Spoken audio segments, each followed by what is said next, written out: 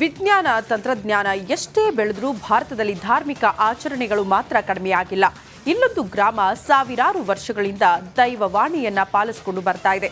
ಅಷ್ಟಕ್ಕೂ ಅದು ಯಾವ ಊರು ಅಂತೀರಾ? ಈ ಸ್ಟೋರಿ ನೋಡಿ. ಸಾವಿರಾರು ವರ್ಷಗಳಿಂದ ಎರಡು ಗ್ರಾಮಗಳ ಸಂಬಂಧ ಕಡಿತ.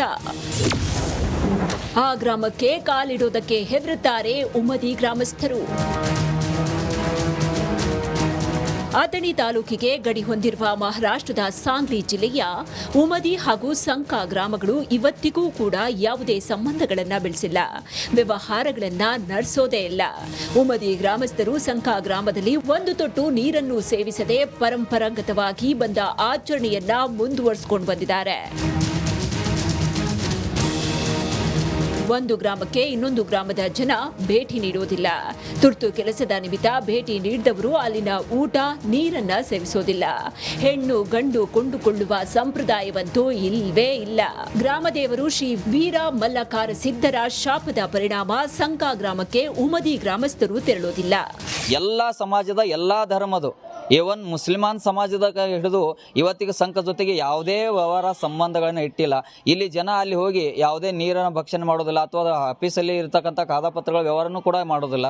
ಈ ರೀತಿಯಾಗಿ ಅವತ್ತಿನದು ಇವತ್ತಿಗೆ ಆದ್ರೆ ಸಂಘದ ಜನರಿಗೆ ಉಮದಿಗೆ ಏನು ತೊಂದರೆ ಇಲ್ಲ. ಇದು ಶಾಪ ಆಗೋದ್ರಿಂದ ಉಮದಿಯ ಜನರಿಗೆ ಪಕ್ಕದಲ್ಲಿ ಸಂಘದೊಳಗೆ ಪ್ರಾಬ್ಲಮ್ ಇರೋದ್ರಿಂದ ನಾವು ಅಲ್ಲಿ ಸಂಘಕ್ಕೆ ಹೋಗೋದಿಲ್ಲ. ಹಿಂದೂಗಳಷ್ಟೇ ಅಲ್ಲ, ಮುಸ್ಲಿಂ ಧರ್ಮದ ಜನ ಸೇರಿದಂತೆ ಎಲ್ಲ ಸಮುದಾಯಗಳು ಈ ಆಚರಣೆಯನ್ನ ಎಳ್ಳಷ್ಟು ಚ್ಯುತಿ ಬಾರದಂತೆ ಪಾಲಿಸಿಕೊಂಡು ಬರ್ತಾ ಇದ್ದಾರೆ. ಸಂಜು ಅರಭಾವಿ, ರಿಪಬ್ಲಿಕ್ ಕನ್ನಡ, ಚಿಕ್ಕೋಡಿ. ಎಫ್ಎಸ್ಎಲ್ ಕೊಟ್ಟ ಮೆಗಾ ರಿಪೋರ್ಟ್ನಲ್ಲಿ ದೃಢಪಟ್ಟಿದೆ.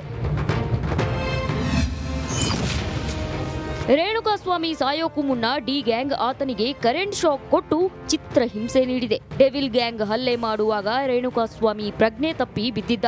ಇದೇ ವೇಳೆ ಆತನಿಗೆ ಕರೆಂಟ್ ಶಾಕ್ ಕೊಟ್ಟು ಚಿತ್ರಹಿಂಸೆ ನೀಡಿರೋದು ದೃಢಪಟ್ಟಿದೆ.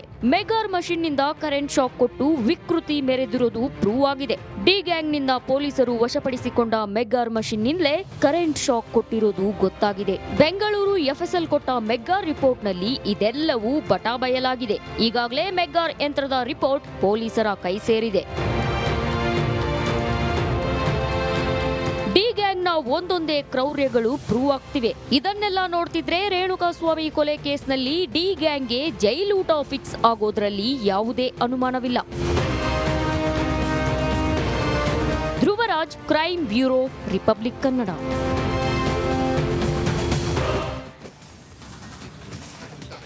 ಮನೆ ಊಟಕ್ಕಾಗಿ ದರ್ಶನ್ ಕೋರ್ಟ್ ಮೊರೆ ಹೋಗಿದ್ದು ನಿಮಗೆಲ್ಲ ಗೊತ್ತೇ ಇದೆ. ಇದಕ್ಕಾಗಿ ಅನಾರೋಗ್ಯದ ನೆಪ ಹೇಳಿದ್ದು ಕೂಡ ನಿಮಗೆ ತಿಳಿದಿದೆ. ಆದ್ರೀಗ ದರ್ಶನ್ ಮನೆ ಊಟಕ್ಕೆ ನಾಟಕವಾಡಿದ್ರ ಅನ್ನೋ ಪ್ರಶ್ನೆ ಉದ್ಭವಿಸಿದೆ. ಯಾಕೆ ಗೊತ್ತಾ? ಈ ಸ್ಟೋರಿ ನೋಡಿ.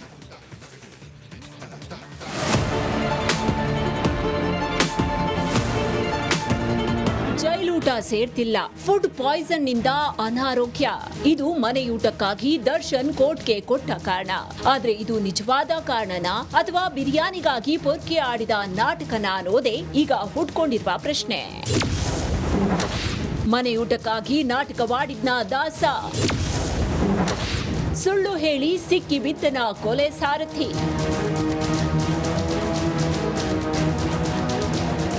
ಎಸ್, ಜೈಲೂಟ ತಿನ್ನಲಾಗದೆ ಮನೆಯೂಟಕ್ಕಾಗಿ ದಾಸ ನಾಟಕವಾಡಿದ್ನ ಅನ್ನೋ ಅನುಮಾನ ಮೂಡಿದೆ. ಬಿರಿಯಾನಿಗಾಗಿ ಅನಾರೋಗ್ಯದ ಸುಳ್ಳು ಹೇಳಿ ಸಾರಥಿ ಸಿಕ್ಕಿ ಬಿದ್ನ ಅನ್ನೋ ಪ್ರಶ್ನೆ ಹುಟ್ಕೊಂಡಿದೆ. ಇದಕ್ಕೆ ಕಾರಣ ಆಗಿದ್ದು ನಟಿ ರಚಿತಾ ರಾಮ್ ಕೊಟ್ಟ ಅದೊಂದು ಶಾಕಿಂಗ್ ಸ್ಟೇಟ್ಮೆಂಟ್ ನೋಡಿ ಸ್ವಲ್ಪ ನಿರಾಳ ಆಯಿತು.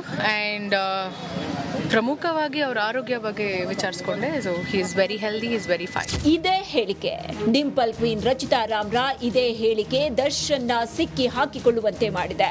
ಗುಳಿಕೆನ್ನೆ ರಚಿತಾ ನಿನ್ನೆ ಜೈಲಿಗೆ ಹೋಗಿ ಕಾಟೇರನ ದರ್ಶನ ಮಾಡಿ ಬಂದ್ರು. ಪೊರ್ಕಿ ಭೇಟಿ ಬಳಿಕ ಮಾತನಾಡಿದ ರಚ್ಚು, ದರ್ಶನ್ ಅವರಿಗೆ ಏನೂ ಆಗಿಲ್ಲ, ತುಂಬಾ ಆರೋಗ್ಯವಾಗಿದ್ದಾರೆ ಅಂತ ಹೇಳಿದ್ರು. ಮನ್ಸು ತಡಿಲೇ ಇಲ್ಲ. ಸೊ ತುಂಬಾ ಮಿಸ್ ಮಾಡ್ಕೊಳ್ತಿದ್ದೀವಿ ಅಂದಾಗ it's better let me go see him and come ಅಂತ ಅನ್ಸ್ತು. So I just came and ನೋಡಿ ಸ್ವಲ್ಪ ನಿರಾಳ ಆಯಿತು. ಆ್ಯಂಡ್ ಪ್ರಮುಖವಾಗಿ ಅವ್ರ ಆರೋಗ್ಯ ಬಗ್ಗೆ ವಿಚಾರಿಸ್ಕೊಂಡೆ. So he is very healthy, he is very fine. Yes, Darshan ಈಗ್ಲೂ ಮನೆಯೂಟಕ್ಕಾಗಿ ಪರದಾಡ್ತಾ ಇದ್ದಾನೆ. ಅನಾರೋಗ್ಯದ ನೆಪ ಹೇಳಿ ಲಾಯರ್ ಮೂಲಕ ಹೋರಾಡ್ತಾ ಇದ್ದಾನೆ.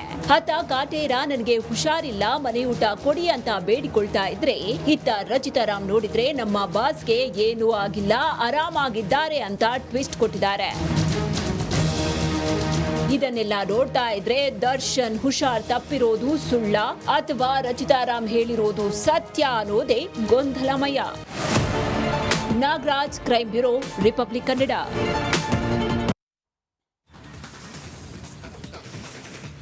ಕಿಲ್ಲಿಂಗ್ ಸ್ಟಾರ್ ದರ್ಶನ್ ಜೈಲು ಹಕ್ಕಿಯಾಗಿ 64 ದಿನ ಕಳೆಯುತ್ತಿದೆ. ಈ ಮಧ್ಯೆ ಪರಪ್ಪನ ಪಂಜರದಲ್ಲಿರುವ ದಾಸನ ದರ್ಶನಕ್ಕೆ ಸ್ಯಾಂಡಲ್ವುಡ್ನ ಬುಲ್ಬುಲ್ ಕೂಡ ಬಂದಿದ್ರು, ಮಾತನಾಡಿದ್ದಾರೆ ಕೂಡ. ಈ ಕುರಿತ ಒಂದು ರಿಪೋರ್ಟ್ ಇಲ್ಲಿದೆ.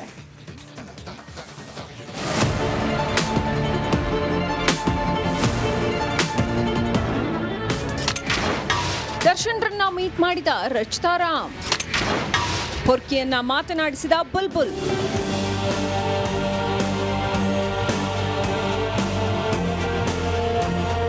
ಎಸ್ ವೀಕ್ಷಕರೇ, ಸ್ಯಾಂಡಲ್ವುಡ್ನ ಡಿಂಪಲ್ ಕ್ವೀನ್, ಅಭಿಮಾನಿಗಳ ಪಾಲಿನ ಬುಲ್ಬುಲ್ ಎಂದೇ ಫೇಮಸ್ ಆಗಿರೋ ನಟಿ ರಚಿತಾರಾಮ್ ಪರಪ್ಪನ ಅಗ್ರಹಾರಕ್ಕೆ ಭೇಟಿ ನೀಡಿ ಕಂಬಿ ಹಿಂದೆ ಇರೋ ದರ್ಶನ್ರನ್ನ ಮೀಟ್ ಮಾಡಿದ್ದಾರೆ.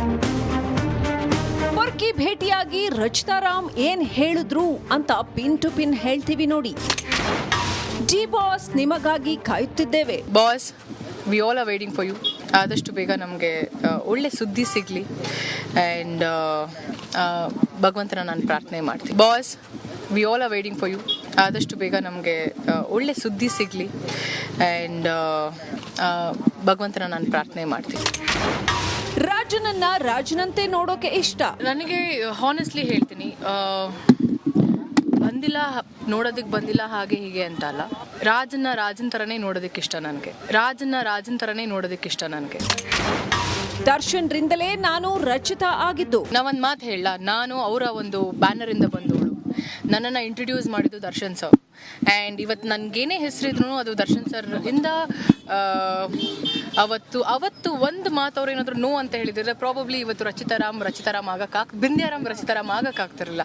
ಸೊ ನನ್ನ ಒಂದು ರಿಗಾರ್ಡ್ಸ್, ನನ್ನ ಕುಟುಂಬ, ಅವರ ಒಂದು ಋಣ ನನ್ನ ಇಡೀ ಫ್ಯಾಮಿಲಿಗೆ ಇದೆ, ನನ್ನ ಮೇಲಿದೆ. ಸೊ ದರ್ಶನ್ಗೆ ಏನೂ ಆಗಿಲ್ಲ, ಚೆನ್ನಾಗಿದ್ದಾರೆ. ಮೊದಲದಾಗಿ ದರ್ಶನ್ ಸರ್ ತುಂಬ ಆರೋಗ್ಯವಾಗಿದ್ದಾರೆ. ಜಗಿ, thank you so much. Darshan ನೋಡಿ ಗಳಗಳನೆ ಅತ್ತ ರಚ್ಚು. ಏನು ಮಾಡಲಿ, ನಾವೊಂದು ಮಾತು ಹೇಳ, ನಾನು ಅವರ ಒಂದು ಬ್ಯಾನರಿಂದ ಬಂದವಳು. ನನ್ನನ್ನು ಇಂಟ್ರೊಡ್ಯೂಸ್ ಮಾಡಿದ್ದು ದರ್ಶನ್ ಸರ್. ಆ್ಯಂಡ್ ಇವತ್ತು ನನಗೇನೇ ಹೆಸರಿದ್ರು ಅದು ದರ್ಶನ್ ಸರ್ ಇಂದ. ಏನೇ ಆಗಲಿ, ದಶಕದ ಗೆಳೆಯ ದಾಸನ ದರ್ಶನ ಪಡೆದು ರಚಿತಾರಾಮ್ ಮಾತ್ರ ಖುಷಿಯಾಗಿಯೇ ಹೊರಟಿದ್ರು. ಇತ್ತ ದರ್ಶನ್ ಅಭಿಮಾನಿಯೊಬ್ಬ ಹೈ ಡ್ರಾಮಾ ಮಾಡಿದ್ದಾನೆ. ಈತನ ನಾಟಕ ನೋಡಲಾಗದೆ ಪೊಲೀಸರು ವಶಕ್ಕೆ ಪಡೆದ್ರು. ನವೀನ್ ಶೆಟ್ಟಿ, ಕೆರಾಡಿ, ರಿಪಬ್ಲಿಕ್ ಕನ್ನಡ, ಆನೇಕಲ್.